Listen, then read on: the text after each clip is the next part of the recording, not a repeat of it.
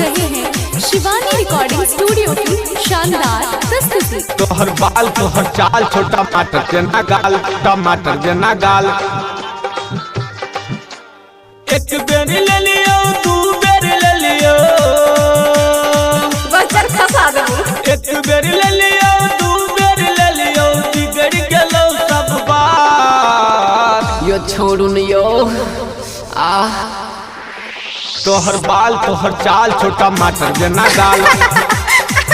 तोहर बाल तोहर चाल छोटा टमाटर जना गाल। तोहर बाल तोहर चाल छोटा टमाटर जना गाल। एक बेर ले लियो दू बेर ले लियो बचर खसा देबो।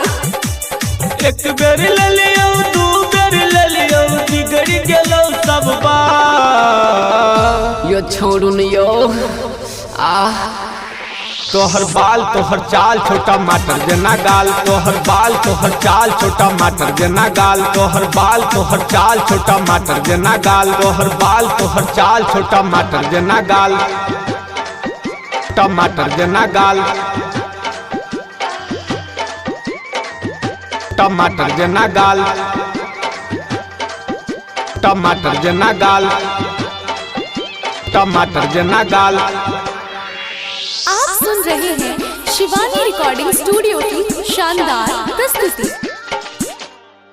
पहले छौरी छोट छला अब भेला जवान गे। पहले छौरी छोट छला अब भेला जवान गे। हमरा दिल के छौरी तू त गेला तारा पाके भेलो ने शरम छौरी गेला तू कना के। तू त हमरे संग छौरी खेलवार के लागे। तू त हमरे संग छौरी खेलवार के लागे। यो छोड़ू न यो तोहर बाल तोहर चाल छोटा टमाटर जना गाल। तोहर बाल तोहर चाल छोटा टमाटर जना गाल। तोहर बाल तोहर चाल छोटा टमाटर जना गाल। तोहर बाल तोहर चाल छोटा टमाटर जना गाल। तोहर चाल छोटा टमाटर जना गाल टमाटर जना गाल। तोहर बाल तोहर चाल छोटा टमाटर जना गाल टमाटर जना गाल। बसम निराला के गे छौरी मन जोने बात गे। अच्छा बसम निराला के गे छौरी मन जोने बात गे। दुलार बरसा मिया के तोहू तर पहला बसंत निराला के तोहू कनेल। एक बेर ले लियो छौरी तोहर हमरा याद आबै छौ। एक बेर ले लियो छौरी तोहर हमरा याद आबै छौ। यो छोड़ू न यो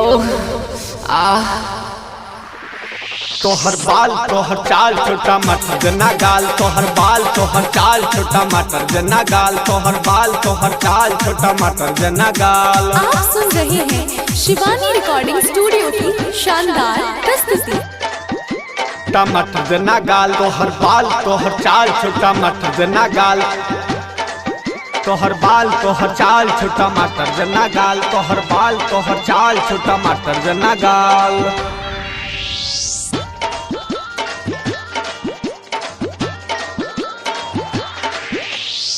लसर लसर करे देहिया सलवार और समीज गे। सलवार और समीज गे। लसर लसर करे देहिया सलवार और समीज गे। सोचते छोड़ी तोरा बीपी लो भेलो कोनो डॉक्टर बा इंजेक्शन ने दलको। भेलो बुरा हाल छोड़ी तोहर मन जोने बात। भेलो बुरा हाल छोड़ी तोहर मन जोने बात यो छोड़ू न यो